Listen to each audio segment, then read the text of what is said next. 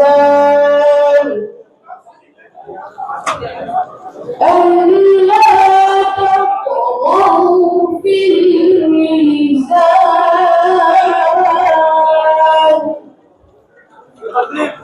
وأقيموا الوزن بالقسط ولا تخسروا الميزان والأرض وضعها للأنام فيها فاكهة. अस्सलामु अलैकुम दोस्तों और साथियों, आज 30 साल बेमिसाल इस कार्यक्रम को आयोजित करने वाले, मुनाकिद करने वाले हमारे साथी फिरोज अहमद खान साहब, मोहतरम यूसुफ अब्राहनी साहब, जनाब फारूक सैयद साहब, शहीद खान साहब, नग्गा अलाउद्दीन साहब और यहाँ बहुत सारे डिग्निटीज, बहुत सारी मौजूद हस्तियाँ, दोस्तों, साथियों, भाइयों और बहनों, मैं सबसे पहले बहुत शुक्रगुजार हूँ। सिर्फ शुक्रगुजार ही नहीं हूँ बल्कि एहसानमंद हूँ कि आप लोगों ने मुझ नाचीज के लिए इतना बड़ा कार्यक्रम, इतनी बड़ी महफिल सजाई। शायद इसके काबिल मैं नहीं था। मैं तो एक खादिम हूँ और मैं इस मुल्क में अपनी दबी हुई कौम की ओर हक दिलाने की जद्दोजहद कर रहा हूँ। यकीन जानिए दोस्तों, मेरे खानदान में कोई सियासी आदमी नहीं है। मेरे बाप दादा भी शायद कभी गांव के प्रधान भी नहीं बने होंगे। हम सब किसान हैं और मुंबई में अपना कारोबार करते हैं। लेकिन दोस्तों, मुझे वो दिन अच्छी तरह याद है, 6 दिसंबर 1992, मेरा बंगला है खंडाला में। मैं अपनी फैमिली, अपने बच्चों को लेकर खंडाला में हर शनिवार इतवार को चला जाता था। और उस दिन 6 दिसंबर को जोहर की नमाज के बाद ये खबर आई कि बाबरी मस्जिद के गुंबद पर चढ़ चुके और मस्जिद शहीद हो रही है। मैंने जल्दी गाड़ी में अपनी फैमिली को भरा और मैं वहां से खंडाला से लेकर निकला। मुंबई चेंबूर आते आते मुंबई जलने लग गया था। मैं कैसे कैसे अपने घर गया कोलाबा और जाने के बाद ज़ियाउद्दीन बुखारी साहब एक बड़े लीडर थे। मैं किसी सियासी आदमी से मेरा ज्यादा ताल्लुक नहीं था। हम लोगों ने ज़ियाउद्दीन बुखारी साहब को पकड़ा और मुंबई में रिलीफ का काम करने लग गए। हमने देखा मुंबई में क्या हालात थे।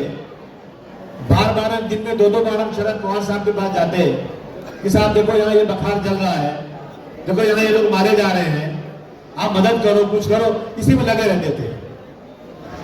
एक बार हमें एक फोन आया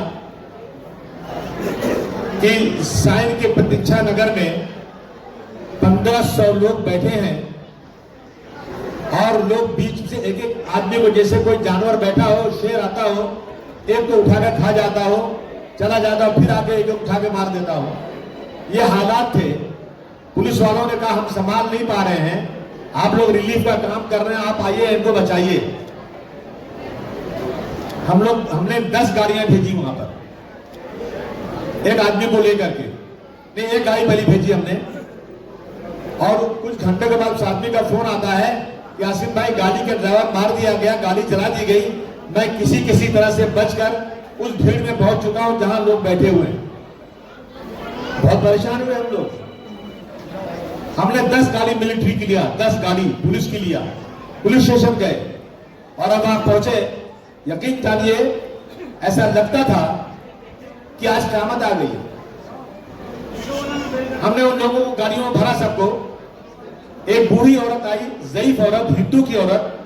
उसने कहा मेरे घर में 5-6 बच्चे मुसलमानों के मैं 2 दिन से छुपा के रखे हूं, आइए उन बच्चों को ले लीजिए, मेरा जो होगा, लेकिन आप बच्चों को बचा लीजिए। मैं आपको सच्चा वाकया बता रहा हूं कि मेरा ऐसा आदमी राजनीति में क्यों आया। हमने उस बच्चे को लिया, सबको गाड़ी में भरा, और निकले आगे। जैसे आगे निकले ना, पीछे सारी भीड़ वहां की नारा लगा रही थी, मुसलमानों का एक ही स्थान कब्रिस्तान या पाकिस्तान। हमारी गाड़ी के सामने लाकर आग लगा दिया उन्होंने। हमारी गाड़ी आगे बढ़ नहीं सकती। मैं कसम खाता हूं, हमने कहा कि आज हमारी जिंदगी का आखिरी दिन है। मैंने मिलिट्री वाले से कहा, जो मेरी गाड़ी में बैठा था, बुखारी साहब चित गिर गए, गाड़ी के फर्श पर लेट गए। मैंने कहा मार इसको, पत्थर मार रहा है, सबके सर फट रहे हैं। मिलिट्री वाला कहता है हम मार नहीं सकते गोली, हमें आपको बचा के ले जाना है जिंदा, लेकिन हमको गोली चलाने का हुक्म नहीं है। मुझे लगता था कि अबू आसिफ तेरी जिंदगी का आखिरी दिन है आज। हमने सबको बचा के लाया। वो दिन था। थोड़े दिनों के बाद बम ब्लास्ट हो गया। बम ब्लास्ट से मेरा नाम आ गया। मेरे स्टाफ को बुलाया गया। मैंने कहा नहीं, मेरे आदमी 10-15 हजार 20 हजार नौकरी करते हैं, उसको कोई पकड़ना नहीं। मैं सऊदी अरब में था, बिजनेस ट्रिप पे गया हुआ था। मैं आऊंगा मुंबई में, बताऊंगा आपको। मैं प्रोफेसर जावेद खान साहब को लेकर गया कमिश्नर के पास। मैं आपको अपनी दास्तान बता दूं आज। और मैंने अपनी बेगुनाही के सारे सबूत दिए। क्या तुमने सबको ट्रेनिंग के लिए पाकिस्तान भेजा, दाऊद इब्राहिम और टाइगर मेमन के तुम मेन आदमी हो? मैंने कहा मैंने टिकट जो बुक किया है ना, पैसे लिए हैं, ये है। तो जावेद खान साहब ने कहा कि आप जाइए। मेरी बीवी ने कहा खाना खा के जाओ। मैंने कहा आगे खाना खाता हूँ। मुझे बिठाया, जावेद साहब चले गए और 1 घंटे के बाद मेरे हाथों में हथकड़ी डाल के मुझे जेल में डाल दिया। मैंने कहा कि मैंने अपनी बेगुनाही के सारे सबूत दिए हैं। जज को दूसरे ने बोला, एमएन सिंह उसकी इंक्वायरी कर रहे थे, उन्होंने एक पुलिस वाले को भेजा और उसने कोर्ट में कहा आकर के इन्होंने कोई चीज हमको नहीं दिया। मेरे पैरों में जैसे जमीन निकल गई कि दुनिया में ऐसा नहीं होता है। और मैं 1 साल जेल में रहा, 1 साल 10 दिन 15 दिन। और हम सोने के चम्मच में खाते थे, मर्सिडीज गाड़ी में घूमते थे, बंगले में रहते थे, बहुत ऐश की जिंदगी गुजारते थे। लेकिन हमने देखा जेल के अंदर किस तरह मुसलमानों को तकलीफ दी जा रही है। हमने उसके पहले बुखारी साहब से कहा था कि माहिम पुलिस स्टेशन में लड़कियों को नंगा करके रेप किया जा रहा है। बुखारी साहब चलिए आप शरद पवार साहब के पास। कहा नहीं अबू आसिफ, बहुत बुरा हो गया, मुंबई में किसी की हिम्मत नहीं जाने की। एक हिंदू आदमी था, उसको पुलिस ने बुलाया पुलिस स्टेशन माहिम में और कहा कि तू बता टाइगर मेमन कहां गया। उसने कहा मुझे नहीं मालूम। उसने पर्दा हटाया, कहा देख इन औरतों के साथ हम क्या कर रहे हैं, कल तेरी बीवी के साथ भी हम यही करेंगे, कल बता देना। वो आदमी दूसरे दिन शाम को अपनी बीवी को लिया, बच्चों को लिया, जुहू पे बीच पे जाकर अपनी बीवी बच्चों को गोली मारा, खुद भी मार लिया गोली कि मैंने कल देखा है पर्दे के पीछे ना, वो मेरी बीवी के साथ ना होने पाए। ये मैंने देखा है। 1 साल ज्यादा मैं जेल में रहा हूं। और मैंने कहा ये अबू आसिफ, अगर तू अगर इंसान है तो अपने बाल बच्चों के लिए नहीं, अपनी कौम और अपने मुल्क के लिए अपनी जान देने को तैयार हो जाए। जिस दिन मैं छूटा ना जेल से, कितने लोग मिलने आए, इतने लोग मिलने आए, इतने लोग मिलने आए कि मैं सोच नहीं सकता, अरे मुझ नाचीज के लिए इतने लोग क्यों मिलने आ रहे हैं। लोगों को वजह गुस्से थे। मैंने कहा किसको पकड़ूं मैं, किससे मदद मांगूं। मैंने उस जमाने में सुना था कि मुलायम सिंह यादव जी ने बाबरी मस्जिद के गुंबद पर जब लोग खड़े थे ना, तो गोली चलवाई थी और लोग मारे गए थे। एक मर्द था मुलायम सिंह यादव, मैंने उसको ढूंढा, पकड़ा और मुंबई लाया। और मैंने जो है मैंने उसकी सजा पकड़ी, मैंने उनकी पार्टी पकड़ी। मैं 1995 में जब पार्टी शुरू किया था ना, पार्टी औरोज में थी। अलीम शमशी साहब ने मेरा हमेशा साथ दिया, मेरे साथ साथ मुझे तकरीर सिखाते थे। अतार साहब मुझे बोलना सिखाते थे। मुझे मालूम नहीं था क्या होता है, ये मुझे नहीं मालूम थी राजनीति क्या होती है। मैंने इन लोगों से सीखा राजनीति और मैं आगे बढ़ता रहा। दोस्तों, मैंने लड़ाई लड़ी और 95 में के बाद 4 एमएलए चुन कर आए। हमने मिनिस्टर भी बनाया, हमने एमएलसी भी बनाया, पार्टी को मजबूती करने के। मैं इलेक्शन नहीं लड़ा। अगर मुझे एमएलए बनना होता तो पंजाब में बन जाता। कितने मौके मैं नहीं बना। मैंने किसी मेरे परिवार को एमएलए नहीं बनाया, लेकिन मैं लोगों को ढूंढ कर एमएलए बनाता रहा ताकि एक मेरी ताकत बन जाए और जो लोग इस मुल्क में दादागिरी करते हैं ना, उनको जवाब देने की मेरे पास ताकत बन जाए। मेरा ये मकसद था। मेरे मन पर थे अलीम शमशी साहब। बात था कि शिवसेना ने एक लेटर भिजवाया था, सरकार थी उनके की, मस्जिदों में कहां से लोग आते हैं, कितना पैसा लगता है, लेते हैं, इमाम कहां रहता है, इसकी इंक्वायरी करो। मैंने कहा था कि अगर शरीयत की तरफ हाथ उठाया तो याद रखना घर में घुस कर जबान काट दूंगा। मैंने कहा था, मैंने गुस्से में और भाषण किया था। मुझे शमशी साहब को, मेरे साथ 4-5 लोगों को पे मुकदमा हो गया, 2 साल की सजा हो गई हमें। शमशी साहब को भी मेरी वजह से सजा हो गई थी। ये बेचारे राजनीतिक आदमी ने मेरे मन पर थे, इनको भी सजा हो गई थी। लेकिन मैंने 2 साल की सजा के बाद भी मैंने लड़ाई लड़ी, अल्हम्दुलिल्लाह मैं कोर्ट से बरी हो गया और मुकदमा खत्म हो गया। मैं आपके सामने बात करने के काबिल हूं, वरना शमशी साहब को मेरी वजह से हो गया था। दोस्तों बताइए आप मुझे, इस मुल्क में क्या हो रहा है? 1947 में जब यह मुल्क आजाद हुआ और अंग्रेजों ने इस मुल्क को बांट दिया, तो मोहम्मद अली जिन्ना साहब की आवाज पर यहाँ का मुसलमान अपने सरो सामान की गठरियां बनाकर पाकिस्तान की तरफ रवा और दवा था, जा रहा था पाकिस्तान। लेकिन उस वक्त दिल्ली की जामे मस्जिद से मौलाना अब्दुल कलाम आजाद साहब ने चिल्ला कर कहा था, मुसलमानों इस मुल्क को छोड़कर मत जाओ। मुसलमान अगर इस मुल्क को छोड़कर चले जाओगे, तुम्हारी हजारों लाखों मस्जिदें वीरान हो जाएंगी, तुम्हारी कब्रिस्तान पर कोई फातिहा पढ़ने वाला नहीं बचेगा, तुम्हारी मस्जिदों पे कोई अजान देने वाला नहीं बचेगा, तुम्हें इस मुल्क में इंसाफ मिलेगा, तुम्हें इस मुल्क में मदद नहीं, तुम्हारा हक दिया जाएगा। तुम्हें ताजमहल का हुस्न पुकार रहा है, मत जाओ मुसलमानों। तुम्हें अल्लाह का वास्ता इस मुल्क को छोड़कर मत जाओ मुसलमानों। तुम्हें ताजमहल का हुस्न पुकार रहा है, तुम्हें लाल किले की दीवारें चीख कर पुकार रहे हैं, मुसलमानों मत जाओ, इस मुल्क में रहो। मुसलमान इस आवाज पर रुक गया था। मुसलमान ने पाकिस्तान मुर्दाबाद बोला और हिंदुस्तान जिंदाबाद बोला। आज क्या हो रहा है हमारे साथ इस मुल्क के अंदर?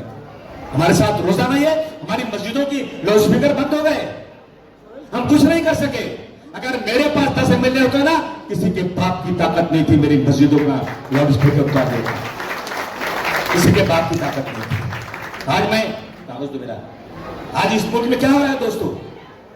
अरे नहीं लिख पाई यार, आज इस मुल्क में रोजाना क्या क्या किया जा रहा है इस मुल्क के अंदर? दोस्तों, जब आजाद हिंद फौज बनाई गई थी, बर्मा के अंदर, तो उस फौज में नेताजी सुभाष चंद्र जी को सबसे बड़ा चंदा देने वाले का नाम था हबीब मारफानी, जिन्होंने 1.25 करोड़ दिया था। आज के हिसाब से कई हजार करोड़ रुपया होता है, वो 3000 करोड़ रुपया होता है। किसने दिया? एक मुसलमान ने दिया। आजाद हिंद फौज में 40% मुसलमान थे इस देश को आजाद कराने के लिए। जो आज बैठे सत्ता में ना, ये अंग्रेजों के दलाल थे, ये तलवे चाटते थे इनके।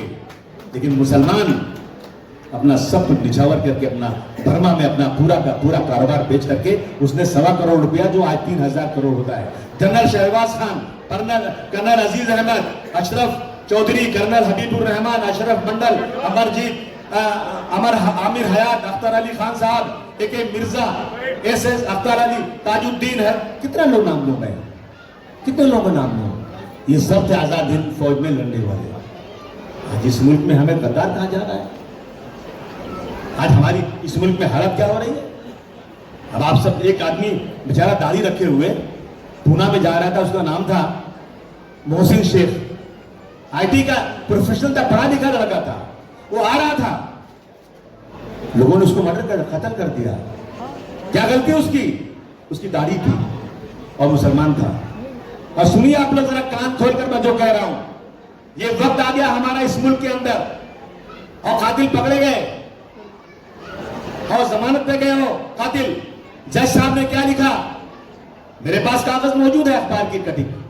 जज साहब ने कहा कि ये मोहसिन शेख की गलती थी कि वो मुसलमान था। क्या कहा? उसके कत्ल करने की वजह यह थी कि उसकी गलती थी कि वो मुसलमान था, और मारने वाला कोई आदि मुजरिम नहीं था, उसने पहले कोई मर्डर नहीं किया, ये पहला मर्डर था, इसलिए मैं इसको जमानत देता हूं। ये इंसाफ है? ये इंसाफ है क्या इस देश के अंदर? इसलिए आपसे हम आपके पास चलकर आ जाए हैं, आपसे बात करने के लिए। यस, ये बताइए क्या हुआ इसमें? मैं जब छूट कर आया कोर्ट से ना, जेल से जब मैं रिहा कर आया, तो बाल ठाकरे ने लिखा कि अबू वासिम रिश्वत देकर छूट कर आया है और मुलायम सिंह यादव इसकी समाधि बनाकर इसको कोई हीरो बना देगा। मैंने मुकदमा कर दिया उनके ऊपर। लोग कह रहे आसिम भाई मुकदमा बाल ठाकरे पे कर रहा हूं। अरे मैं कौन है यार वो? कौन है वो? मैं दुनिया में किसी से डरता नहीं हूं और मुसलमान दुनिया में किसी से डरता नहीं है। मुसलमान डरता है ना, मुसलमान इस मुल्क में किसी नेता के भरोसे नहीं, मुसलमान इस मुल्क में किसी नेता के भरोसे नहीं रहता, अल्लाह के भरोसे रहता है। हम डरते हैं तो अल्लाह से डरते हैं। मुकदमा कर दिया। सुनिए सुनिए, मैंने मुकदमा किया 12 तारीख पे मैं गया, मैं कंप्लेनर था, वो अक्यूज था। 12 तारीख पे मैं गया, वो एक दिन भी नहीं आया। मैंने बोला वकील साहब से कि आज तुम नहीं बोलोगे, आज मैं बोलूंगा। वकील साहब बोले ऐसा नहीं होता, मतलब होता है, तू हर बाजू। मैं आज मजिस्ट्रेट से पूछूंगा। मैंने कहा सर विद ड्यू रिस्पेक्ट, मैं अबू आसिम आजमी हूं, मैंने उस पर मुकदमा किया है, लेकिन जिस पे मुकदमा किया वो आज तक कोर्ट में नहीं आया। मैं 12 बार आ चुका हूं। मैं आपसे जानना चाहता हूं कि आप उसको बुला सकते हैं या नहीं बुला सकते हैं। अगर आप नहीं बुलाएंगे अगली तारीख पे तो मैं अपने मुकदमे को वापस लूंगा और सड़क पर निपट के बताऊंगा कि जुल्म और नाइंसाफी के खिलाफ क्या कर सकते हैं। ये मैंने मजिस्ट्रेट से कहा, मजिस्ट्रेट ने कहा नहीं बुलाऊंगा बुलाऊंगा, और अगली तारीख पे बुला लिया उसको। पहली बार कोर्ट में आया, किला कोर्ट के अंदर मैंने जानबूझ के खाली 5 आदमी साथ मिला, उनके 5000 आदमी कोर्ट में थे। मैं जाने लगा तो मुझे गाली देने लगा, मुझे एक गाली दिया, मैंने 2 गाली दिया। मैंने कहा सुन, सितम करोगे सितम करेंगे, करम करोगे करम करेंगे, हम आदमी हैं तुम्हारे जैसे, जो तुम करोगे हम करेंगे। गुलाब दोगे गुलाब देंगे, तुम्हें गुलों की किताब देंगे, और हमें डुबाने की सोचना मत, तुम्हें भी कागज की नाव देंगे। मैं 5 आदमी के साथ कोर्ट में गया, उनके 5000 आदमी थे। मैं कटघरे में खड़ा हुआ और सामने खड़ा, मैं उस वक्त तक जब तक कोर्ट में रहा उसकी आंख में आंख डाल के देखता रहा। जज ने अगली तारीख दिया और उस अगली तारीख पर मैं मालेगांव रिलीफ देके जा रहा था, वहां बम ब्लास्ट हो गया। मैं कोर्ट नहीं जा सका, मेरा वकील भी शायद नहीं गया जानबूझ करके, और मेरे केस को उन्होंने कैंसिल कर दिया। और मैंने बहुत कोशिश किया कि मेरा केस फिर से आ जाए, नहीं आया। जब मैं कोर्ट में था ना तो मैं नीचे उतरा तो मुझे गाली देने लगे, मैंने भी गाली दिया। वो एक तरफ कई हजार आदमी, मैं 5 आदमी। बाद में कमिश्नर आप पुलिस भाग कर आए ऊपर से, बोले आपको जज साहब बुला रहे हैं। मैं गया ऊपर तो मजिस्ट्रेट साहब ने कहा कि आप यहां बैठ जाइए, नीचे बहुत हंगामा है। मैंने कहा सर जुमा का दिन है, मैं 15 मिनट तो बैठ सकता हूं। क्या ऐसा कीजिए ना, पीछे एक दरवाजा है जो अंजुमन इस्लाम की तरफ खुलता है, हम आपको पुलिस से माफ छुड़वा दें।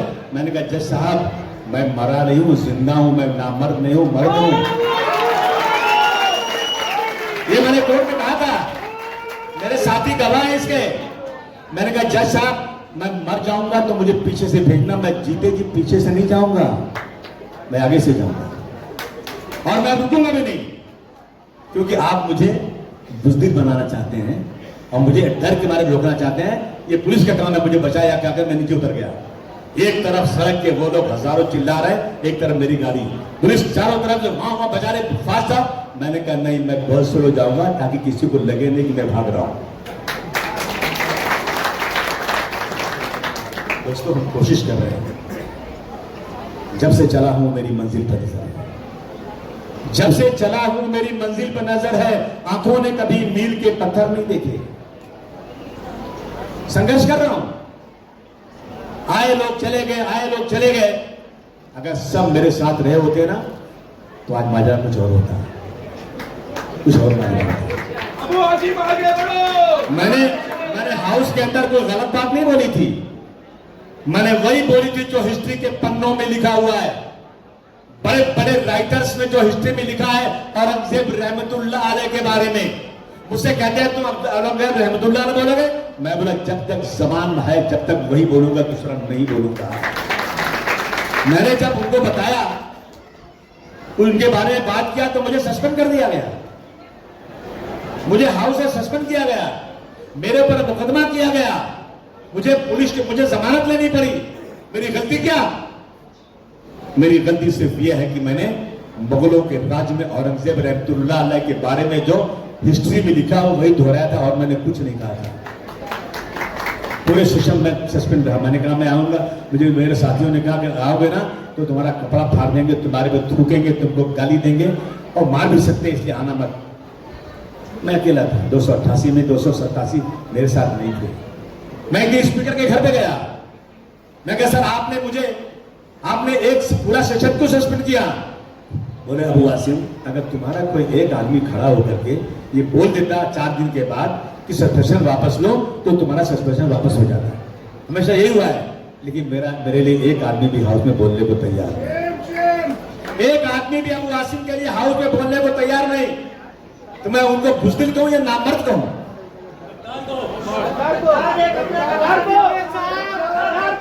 और मुझे मेरे आदमी डरा रहा है, कि मत जाओ। मुझे खुशी हुई कि यूसुफ इब्रानी साहब ने मुझे बुलाया, मेरे साथ नहीं थी, सॉरी माफ करना। उन्होंने मुझे बुलाया, कासिम भाई मैं आपका साथ देना चाहता हूं। और जब इनका साथ था ना, तो मैं साउथ बॉम्बे में बहुत मजबूत था, मुझे कहने दीजिए। इस भाई कल्ला से साउथ बॉम्बे से मैंने कितने ज्यादा नगर सेवक चुन के लाए थे, एमएलए चुन के लाया था। ये लोग चले गए ना, मैं कमजोर हो गया, ये फिर आ गए, ताकत मुझे आ गई।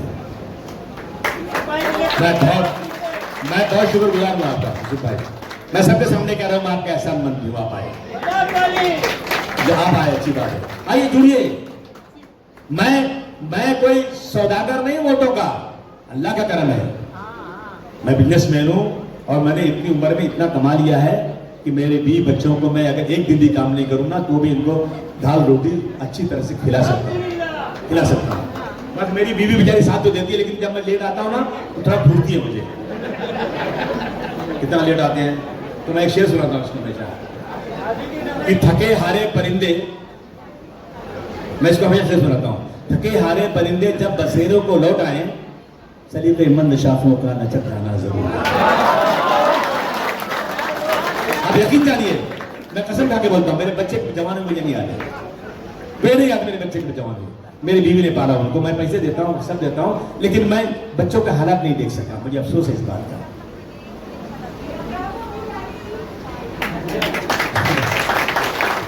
दोस्तों, हमें इस मुल्क में अपनी इज्जत बचाना है कि नहीं बचाना है? बोलो हमें इस मुल्क, आप मुझे बता दो, आप जरा सोचो, अगर आपका भाई, मैं एक दो वाकया सुनाऊं आपको।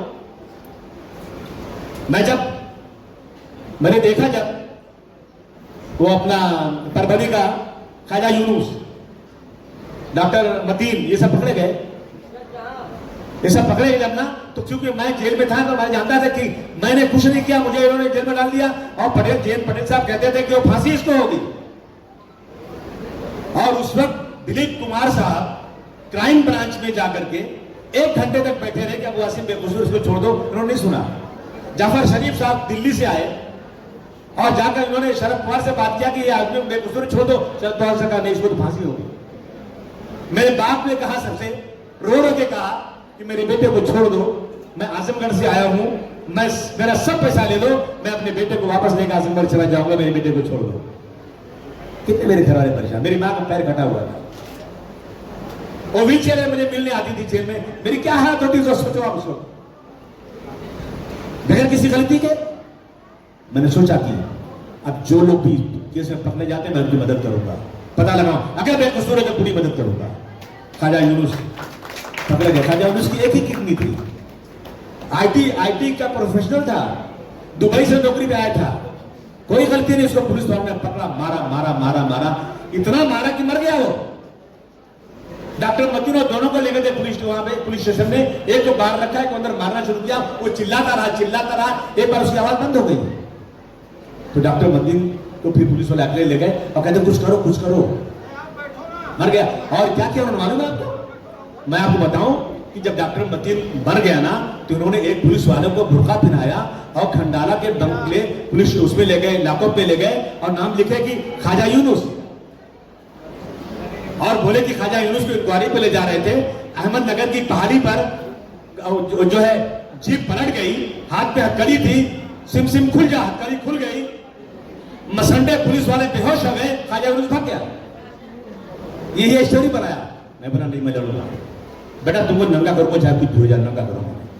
लड़ा मैं आरा पाटिल साहब लड़ा, कोर्ट ने कहा कि 20,000 रुपया दो।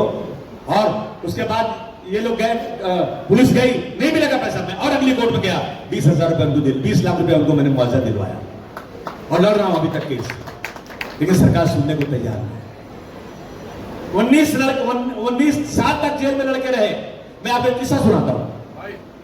मैं मेरे आजमगढ़ का एक लड़का है, उसने कहा आसिम भाई मेरी बेटी की शादी में आपको चलना पड़ेगा। मैंने कहा बेटा मैं नहीं जा सकता, मैं बहुत बिजी हूं। तुमने तारीख जो रखा है मुझसे पूछ के थोड़ी रखा है, अगर तुम मुझसे पूछ के रखते तारीख तो मैं उस दिन अपना होता था। तो कहा अच्छा ठीक, मैं जितना कार्ड मैंने छपवाया ना सब मैं वापस लेता हूं, मेरी शादी में आप आएंगे। मैंने कहा बेटा आऊंगा।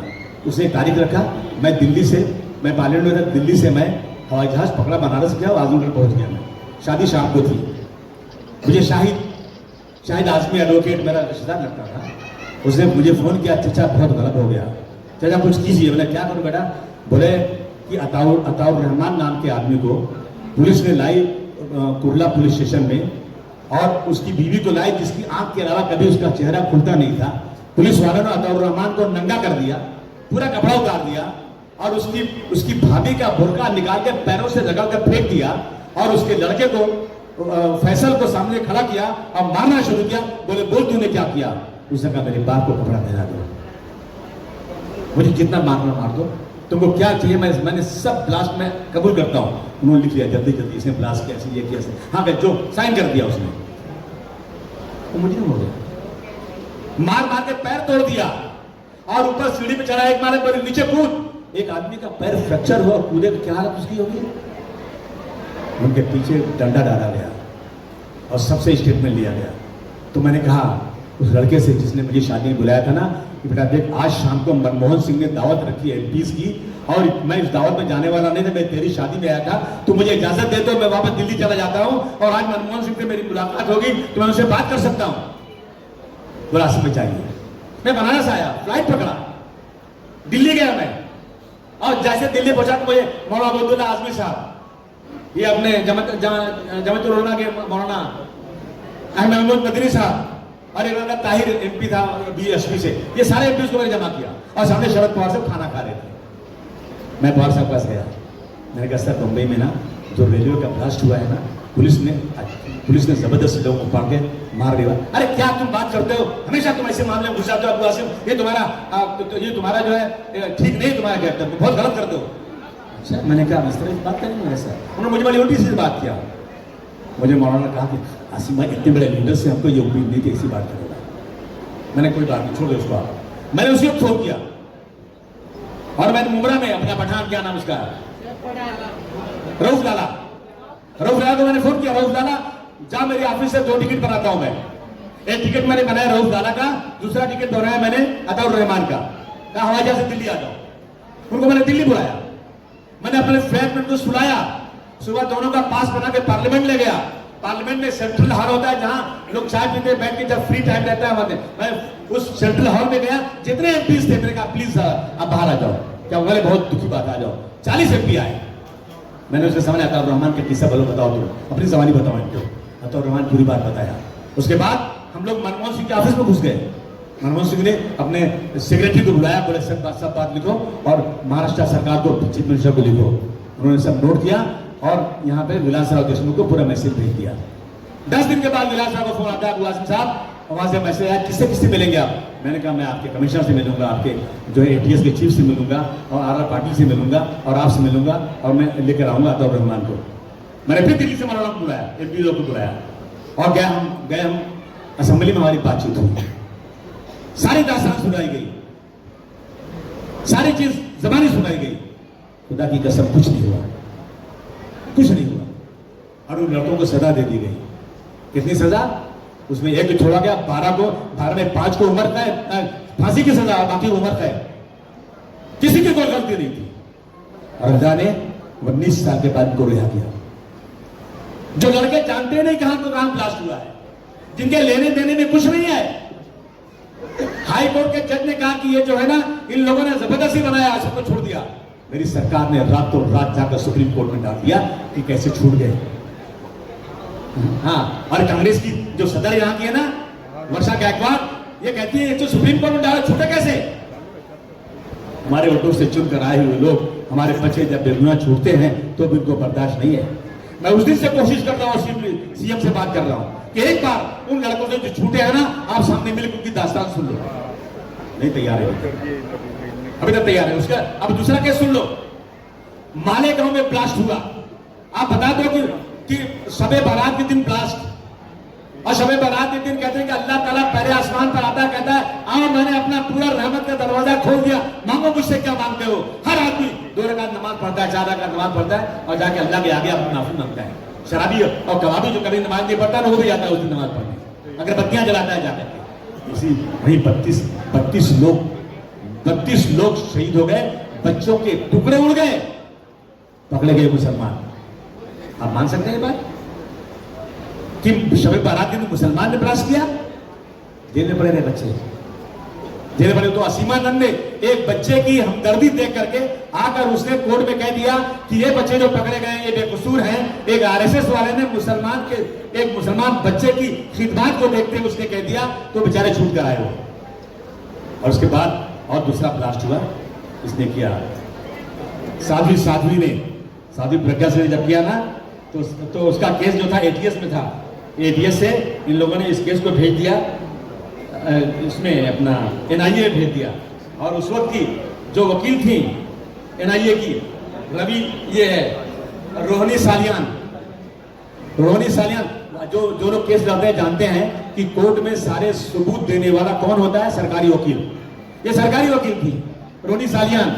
ये कह रहे मुझे ऊपर से दबाव है कि इस केस के अंदर नरमी बरतना। आप बताओ भाई, जो क्लास में पकड़े गए उनके साथ नरमी बरतोगे तो सजा होगी क्या? बोलिए शबीर भाई, सजा होगी?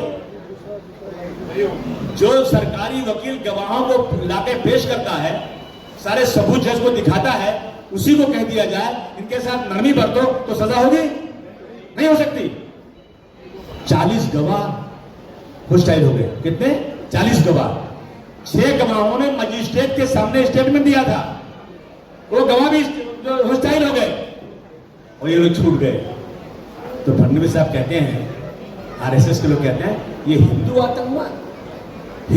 आतंकवादी हो ही नहीं सकता, और इनकी अपील आज तक नहीं डाली गई। ये इस देश में हो रहा है, रोजाना हमारे साथ शुरू हो जाती। मैंने कसम खाई है कि मैं लड़ाई लड़ूंगा, चाहे भी हो जाए लड़ूंगा।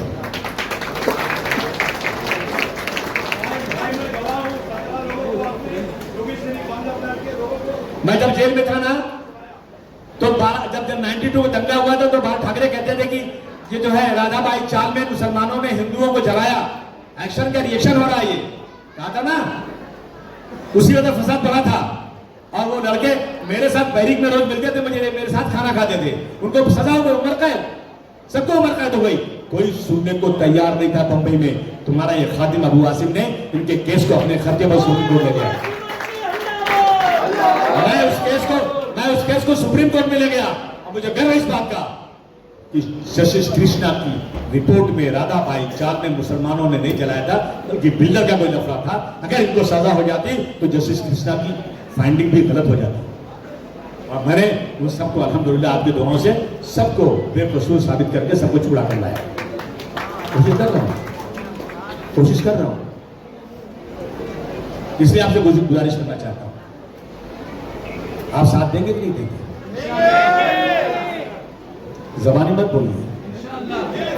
मिटा दो अपनी हस्ती को अगर कुछ मर्तबा चाहो, मिटा दो अपनी हस्ती को अगर कुछ मर्तबा चाहो, कि दाना खाक में मिलकर गुले गुलजार होता है। इसलिए दोस्तों आपके पास गुजारिश करने आया हूं, कहने आया हूं आपसे कि मुसलमानों का बहुत बड़ा कंट्रीब्यूशन इस देश में है, लेकिन आज मुसलमानों के साथ बहुत जबरदस्त तरीके से यहाँ नाइंसाफी हो रही है। तबलीगी जमात के लोगों को कितना बदनाम किया गया, बताइए कि कोरोना बीमारी। अरे मैं आपको बताऊं ये किस्सा, आज बताऊं मैं आपको कि कोरोना में सारी मीडिया ने कहा कि देश में कोरोना फैलाने वाली तबलीगी जमात के लोग हैं। कहा देखो ये कैसा खा रहा है खाना, देखो कैसा पेशाब फेंक रहा है बाहर, देखो कैसा कर रहा है ये। लेकिन जब ये पकड़े गए ना, तो जज साहब ने कहा कि इनको जो है ना जबरदस्ती बलि का बकरा बनाया गया, सबको 1 मिनट में छोड़ दिया। लेकिन मुंबई के अंदर 2 जगह पर, एक बैंड्रा में और डीएन नगर में, इन लोगों पर 307 लगा दिया। मैं गया मैं जमात तबलीगी जमात के लोगों को लेकर गया अपने मिनिस्टर के पास। वो मिनिस्टर थे उस वक्त जो जेल गए थे, क्या नाम उनका है, अनिल देशमुख। मैंने कहा बुलाई कमिश्नर को आप। उन्होंने कमिश्नर को बुलाया सादरी में और मेरे सामने बात हुई। मैंने कहा सर मैं सिर्फ ये जानना चाहता हूं कि पूरे हिंदुस्तान में 307 उन पे नहीं लगा, महाराष्ट्र में 2 जगह पे, नांदेड़ में नहीं लगा, थाना में नहीं लगा, मुंबई में 2 जगह पर क्यों लगा, क्या गलत उन्होंने किया था मुझे बता दीजिए आप। तो कहा नहीं हम उठा लेते हैं। मैंने कहा नहीं उठाना नहीं, बताना। कहा नहीं आप सिद्धू को हटा देंगे। मैंने कहा लगाए क्यों तुम? तुम्हारे लगाने की वजह से इंडोनेशिया के 15 लोग जेल में 15 दिन तक पड़े रहे और नहीं लगता तो 1 मिनट छूट जाते। वजह क्या इसकी है नहीं पता नहीं रुकिए बात क्या सुने। मैंने कहा नहीं सुनूंगा, बताओ। तो मैंने कहा उनसे होम मिनिस्टर से, सुनो तुम भी एमएलए मैं भी एमएलए, तुम बन गए होम मिनिस्टर, मैं एमएलए हूँ, इसका मतलब नहीं मेरी वैल्यू तुमसे कुछ कम हो गई है, तुम मुझे बताओ। कहा नहीं हम डेलीगेशन से बात करते, मैंने कोई सवाल तुमसे बात ही नहीं करूँगा मैं। और मैं उठ के चला आया वहाँ से वापस। लड़ाई लड़ी हुई ये हो रहा है इस देश के अंदर दोस्तों। अभी देखिए आई लव मोहम्मद, क्या गलत है ये? मैं कह रहा हूँ कि जब भी कोई भी किसी का त्योहार आता है वो बड़े बड़े बोर्ड लगाते हैं नहीं लगाते, आपका हार्दिक स्वागत करते हैं, हम सारे भक्तों का स्वागत करते हैं, लिखते हैं नहीं लिखते हैं? हमें हमारे लोगों ने लिख दिया। और क्यों लिख दिया? 1500 साल हुआ हुजूर सल्लल्लाहु अलैहि वसल्लम की पैदाइश के। आपकी बात लोगों ने जरा जोर से मनाया। कानपुर में बच्चों ने लिख दिया आई लव मोहम्मद, तो वहां की सरकार ने, वहां की पुलिस वालों ने 25 लोगों पर FIR कर दिया। क्या गलती थी उनकी? इसके लिए देश में चारों तरफ चिल्ला शुरू हो गई। अब वो बरेली में हुआ ये। मैं कह रहा हूं कि बरेली में अगर मौलाना तौकीर रजा साहब ने अगर परमिशन नहीं लिया तो आप वो केस लगा दो, परमिशन का नहीं लिया, नहीं लिया तो वो लगा दो आप। लेकिन ऐसा बुरी तरह मारा है और अब गोली मारने कह रहे हैं कि इनको दोज़ख में भेज देंगे। सही है कि नहीं? आज डिमोलिशन हो रहा था वहां पे, नहीं बरेली में धो रहा है, और वहां पे एक शादी का हॉल बहुत बड़ा गिरा है मस्जिद के पास। कहां पे? संभल में। हर मस्जिद के नीचे मंदिर है। अब एक फिल्म आ रही है ताजमहल पे शंकर भगवान निकलने वाले, यानी मुसलमानों का 1000 साल तक हुकूमत उन्होंने कुछ नहीं किया। ये छोटी हांडी में उबाल आ गया, 70 साल में उबाल आ गया है। मैं आपसे एक ही गुजारिश करने आया दोस्तों, यही कहना चाहता हूं आपसे मैं कि आप सब लोग इकट्ठा होइए सब लोग आप। और सुन्नी देवबंदी बरेलवी छोड़िए इसको, अपने अपने मसलक पर चलिए। मैं हाथ जोड़कर गुजारिश करता हूं जो सुन्नी है वो सुन्नियत को चलाए, खूब जोर में चलाए, लेकिन दूसरे मसलक को गाली मत करिए, उससे इंतशार होता है जिसको जो करना हो। लेकिन इनकी एक चाल है कि इनको बांट दो इनको, ताकि इनकी जो है शख्सियत भी कम हो जाए। मैं बहुत मिसाल देता हूँ। एक दिन मैं वोट मांग रहा था अपने एरिया में, तो एक ठेले पर अंगूर बिक रहा था, सच्चा वाकया है। मैंने अंगूर वाले से पूछा अंगूर क्या भाव दिया? उसने कहा जो गुच्छे में है वो 80 रुपया, जो गुच्छे से अलग वो 50 रुपया। मैंने कहा वोट तो तोड़ के खाएंगे ना, तो मैं 80 रुपया लेता हूँ 50 रुपया लेता हूँ, क्यों ऐसा करते हो? वो नहीं साहब, जो गुच्छे में उसकी वैल्यू बढ़ती है, जो गुच्छे से अलग हो गया ना उसकी वैल्यू कम हो जाती है। इसलिए मैंने सोचा है कि हम गुच्छे में रहेंगे ना तो हम एक हो जाएंगे। और सुनिए, बंबई में महापौर बनाने के लिए मुझे कोई 50-70 नगर सेवक चुन के लाने की जरूरत शायद नहीं भी है। इतने नगर सेवक मेरे चुन के आ जाए ना कि मेयर तेरी ताकत के बगैर न बनने पाए। और मैं तुमसे वही मांगता हूं जो तुम्हारे पास है, जो तुम्हारे पास नहीं है मैं तुमसे कभी नहीं मांगता। मुझे दे दो ताकत, मैं कसम खाकर कहता हूं वो ताकत मैं कभी अपने लिए नहीं, मेरी कौम अपने मुल्क के लिए इस्तेमाल करूंगा। मैं कभी मेरे भाई मेरे बेटे को नहीं लाऊंगा, मैं समाज के एक एक आदमी को अच्छे जगहों को लाऊंगा, आगे बढ़ाऊंगा। मेरी गुजारिश आप लोगों से, आपकी बहुत अच्छा चांस है कि टकराने वाले आपस में, और मैं बीच से सांप की तरह लहराते हुए निकल जाने वाला हूं, मैं निकल जाऊंगा।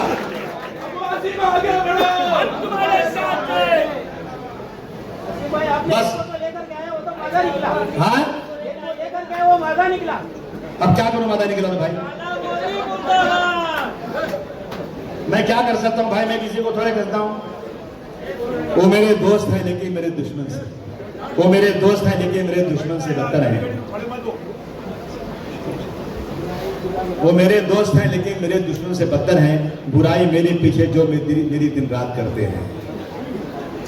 जिन्हें तू दोस्त कहता है उन्हीं से तुझको बचना है, जिन्हें तू दोस्त कहता है उन्हीं से तुझको बचना है।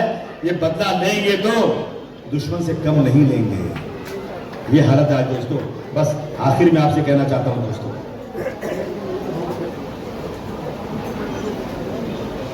वो बस टाइम नहीं हो गया ना बोलना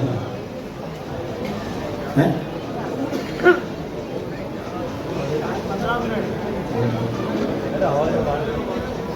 चलने दो 12 बजे तक, 12 बजे तक टाइम दो। 12 बजे तक चलने दो। 12 बजे का टाइम है आसिफ भाई। बोल मुआसिम अल्लाह बोल मुआसिम अल्लाह बोल यूसुफ अब्राहम अल्लाह बोल एहसान फरामोशों पर अल्लाह बोल एहसान फरामोशों पर अल्लाह बोल मुआसिम अल्लाह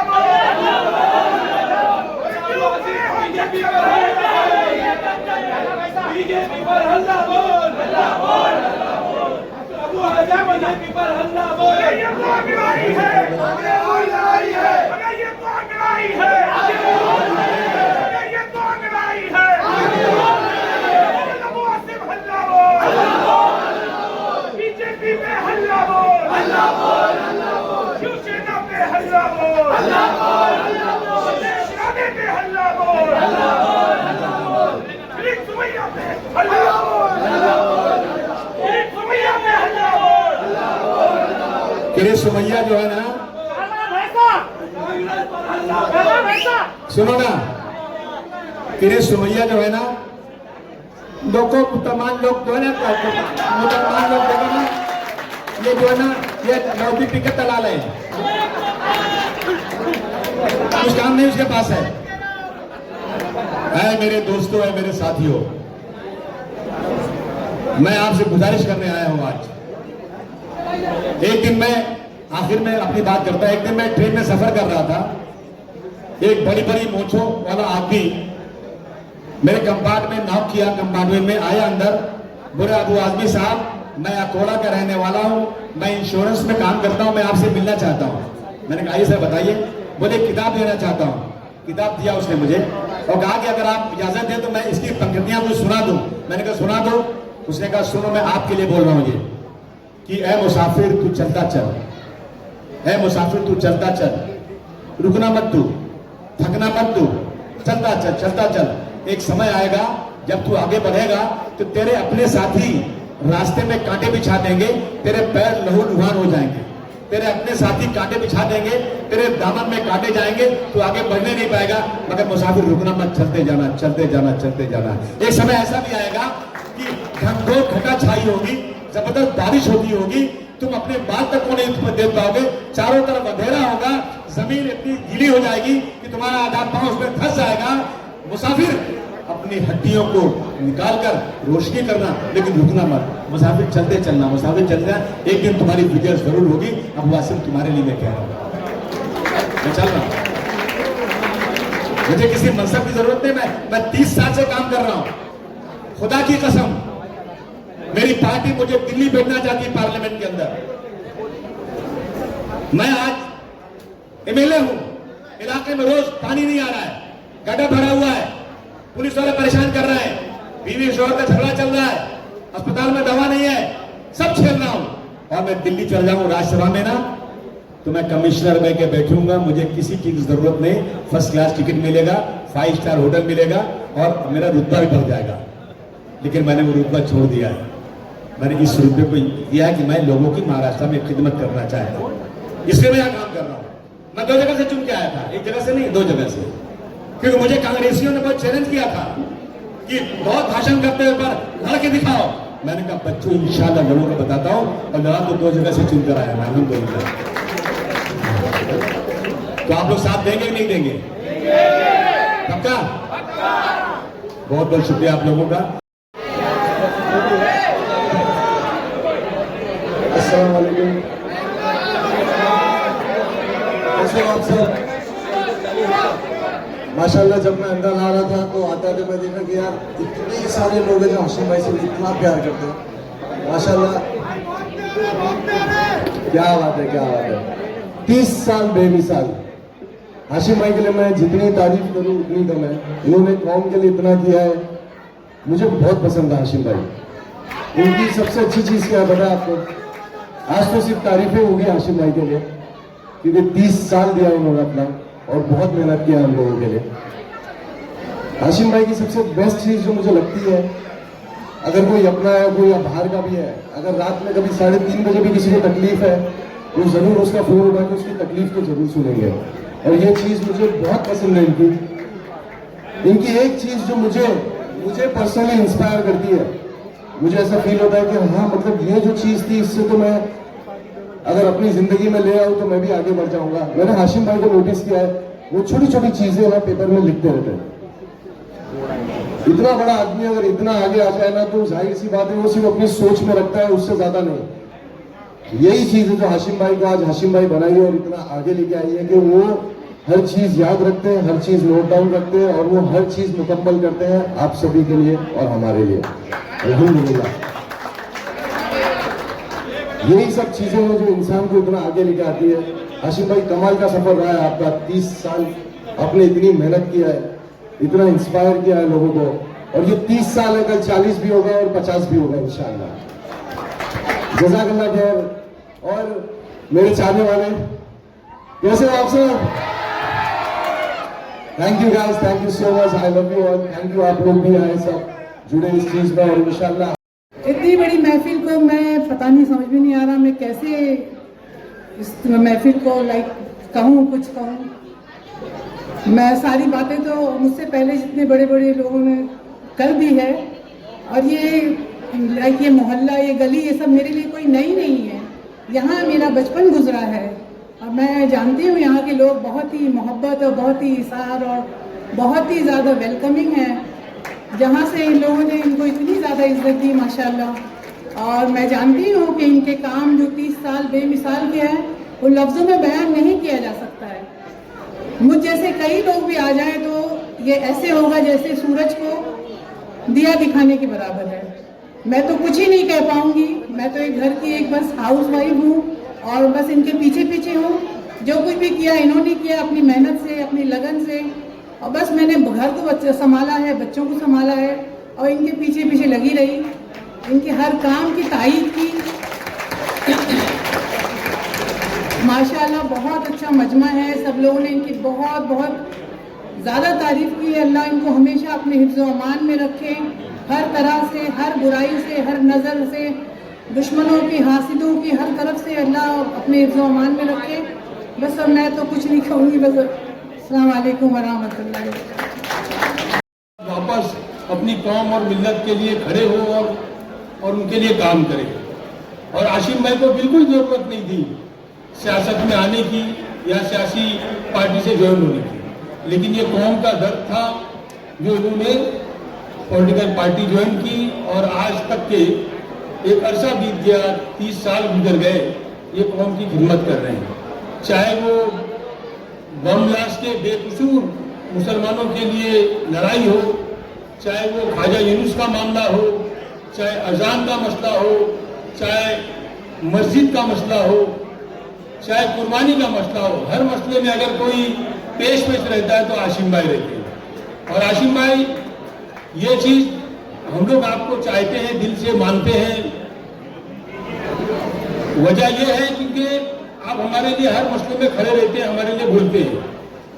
कौम ये जरूर चाहती है कि कौम के लिए, हमारे लोगों के लिए कोई हमारे लिए हक के लिए हमारे लिए आवाज उठाए, हमारे लिए कहे। जरूरी नहीं है कि जितनी बात कहेंगे वो काम हो जाएगा, लेकिन हमारे साथ में अगर हाशिम भाई खड़े हैं तो ये हमारी ताकत है और यही हमारा फख्र है। और मैं ये चाहूंगा कि हाशिम भाई 30 साल बेमिसाल ऐसे आगे चलते रहे इंशाल्लाह। और हम लोग हाशिम भाई के साथ पहले भी थे, अभी भी हैं और इंशाल्लाह आगे भी रहेंगे। और ये बेमिसाल 30 साल बेमिसाल में अगर कहें तो बहुत से काम हैं। मैं एक कुछ बोलने के लिए तो काफी वो टाइम जाएगा, लेकिन मैं आप लोगों को बताना चाहूंगा 30 साल बेमिसाल में आशिम भाई ने बहुत से लीडर दिए, नवाब मलिक दिए, यूसुफ अबरारी साहब को पार्टी का गठ नेता बनाए, मोहसिन हैदर को नगर सेवक बनाए, आज असलम शेख वो भी नगर सेवक है, हुसैन दलवाई को एमएलसी बनाए। तो ऐसे अनेक नाम हैं कि अशरफ आजमी को नगर सेवक बनाए।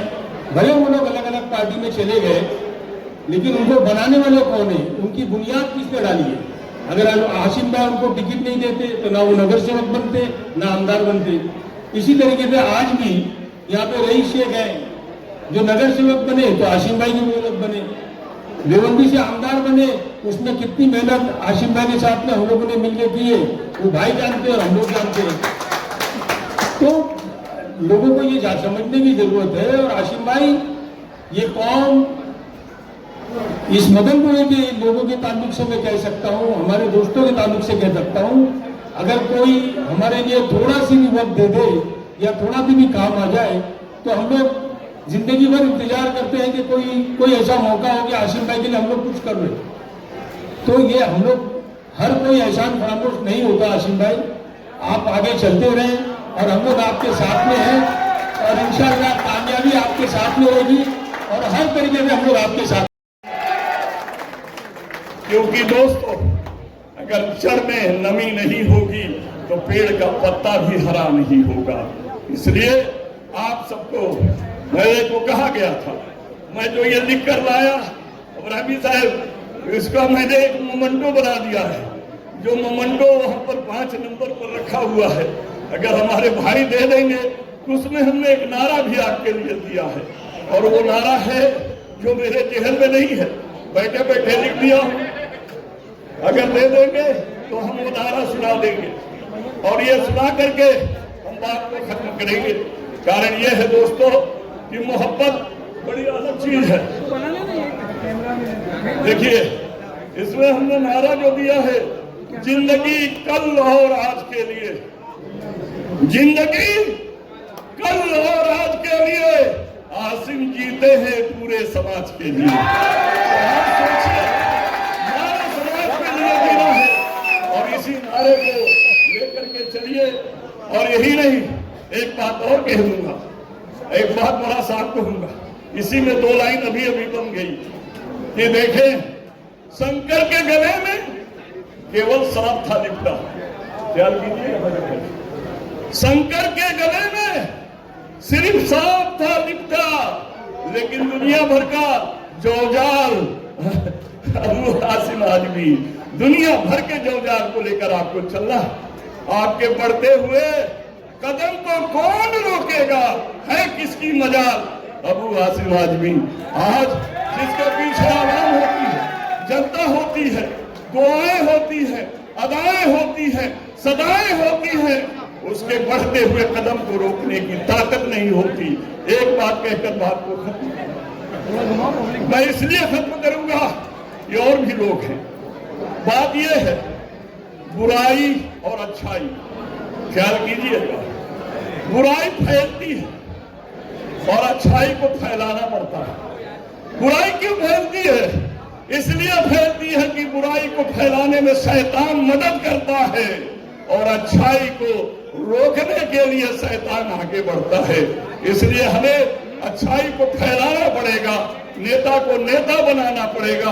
और इसी शेर पर बात को खत्म करूंगा कि बेअमल दिल हो तो जज्बात से क्या होता है, धरती बंजर हो तो बरसात से क्या होता है। बेअमल दिल हो तो जज्बात से क्या होता है, धरती बंजर हो तो बरसात से क्या होता है। अम्ल लाजिम है तामील तमन्ना के लिए, वरना रंगीन ख्यालात से क्या होता। अपने अमल से पत्थर भी पिघल सकता है, जर्रा मेहताब भी अनवर में बदल सकता है। अपने को बेबसो मजलूम समझने वालों, आदमी चाहे तो तकदीर बदल सकता है। बदलिए कौम की तकदीर को, देश की तस्वीर को। आइए हम और आप